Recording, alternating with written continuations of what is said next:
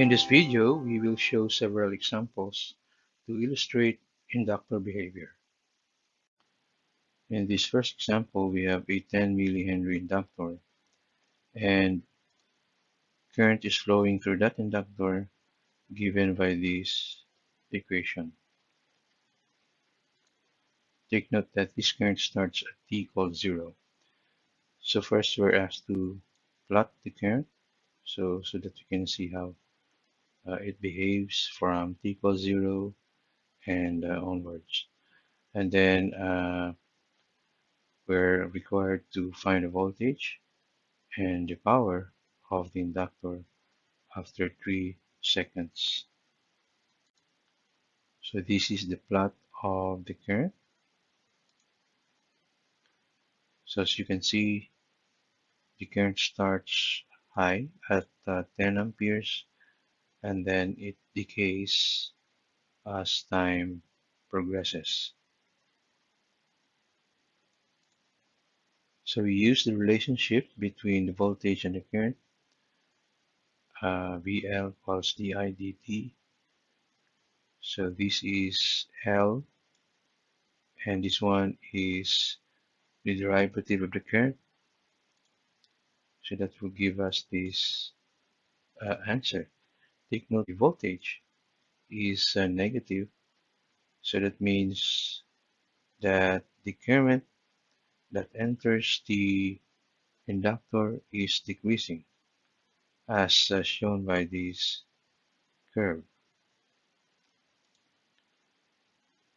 So a negative result means that the current is decreasing and therefore the polarity of the voltage across the inductor with respect to the direction of the current must be reversed and should be this one. Okay, so the negative is facing the current where it enters and the positive is on the other side. To get the current, we simply substitute t equals 3 seconds here. So we get this answer. And for power, we use the formula 1/2 Li squared. And that should give us this answer. In this second problem, we're given the voltage profile of the inductor starting at t equals 0. So here we see that the voltage is increasing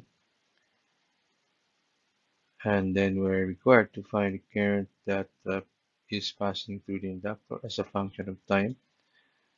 And then with the assumption that at t equals 0, the current is 1 ampere.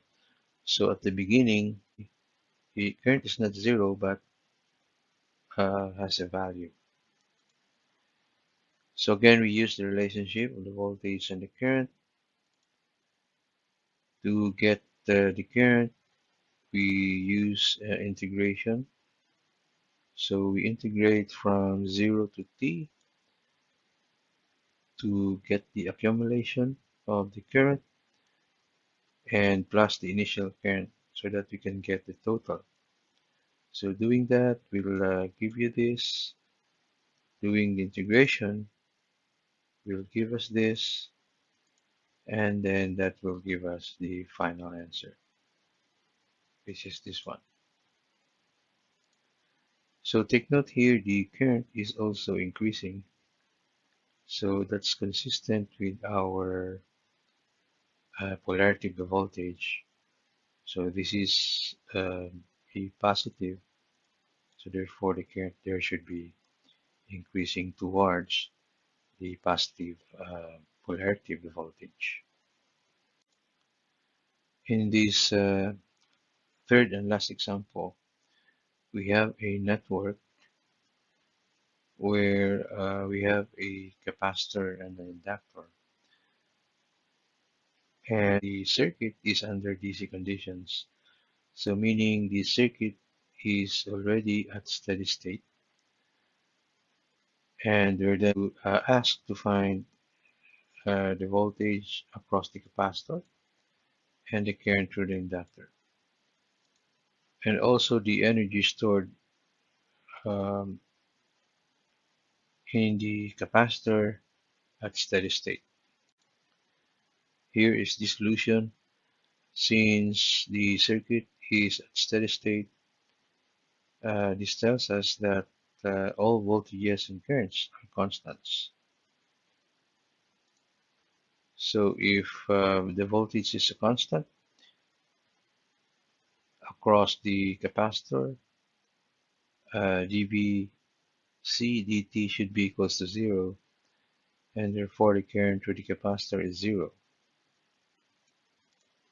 If the current through the inductor is a constant, dIL dt is a 0, and therefore the uh, voltage across the inductor is a 0, which means that the inductor is acting like a short circuit.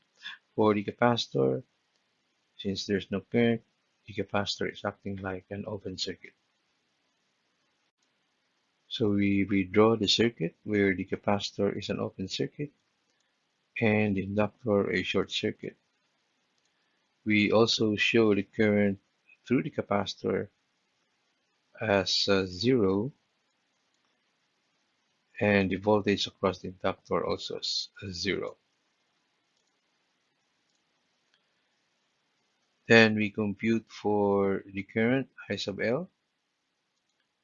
We notice that since the inductor is a short circuit, the 2 ohms and the 4 ohms are in parallel because they are connected to the same node. So they're connected to this node and to this node.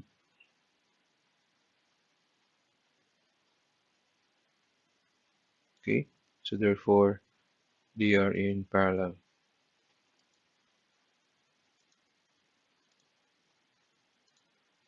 We then attempt to find the voltage across the capacitor by performing a KVL. So we find a loop to do that. So we use this loop. So we go around clockwise, starting here.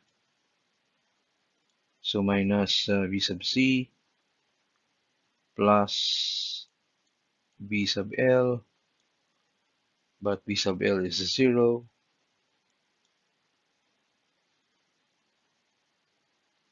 So we didn't write that anymore.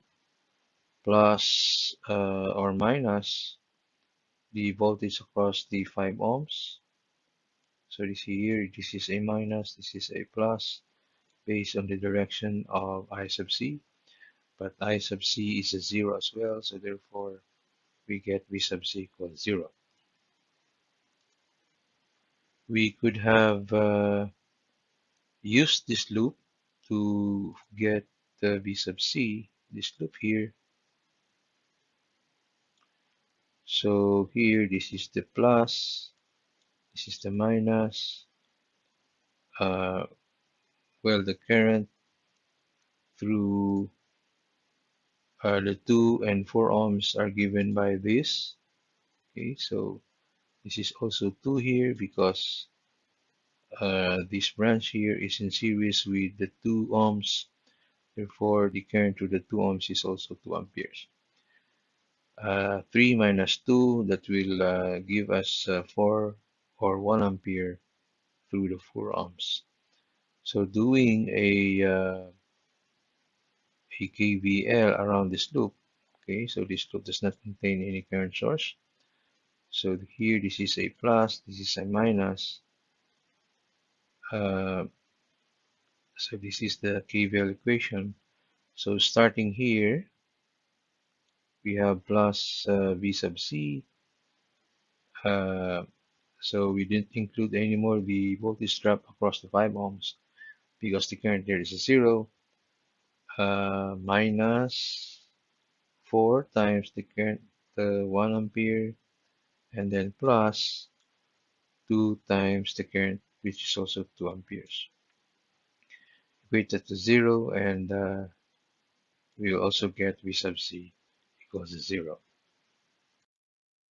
To get the energy stored in the capacitor, you can use the formula 1 half CV squared, but the voltage of the capacitor is a 0, so therefore that will give us the energy stored as 0 joules.